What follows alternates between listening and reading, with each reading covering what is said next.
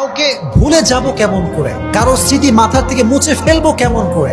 একটা হারাম রিলেশন ছিল, ফিরে আসছে। হারাম থেকে ফিরে আসছি হুজুর, বাট যার সাথে আমার হারাম রিলেশন ছিল ফিরে আসার পরে তারে আর ভুলতে পারি না। এটা অনেক জরুরি একটা বিষয়। মাথায় একটা কথা অলওয়েজ রাখবেন, কাউকে যদি ভুলে যেতে চান তাকে যে সম্পূর্ণ ভুলেই যাবেন এটা আগে ভুলে যান। কারণ আমাদের যে brain, this is not like a device. এটা আমাদের heart, this is not like a device যে আপনি একটা ডিলিট অপশনে ক্লিক মারলেন আর অটোমেটিক্যালি ডিলিট হয়ে গেল।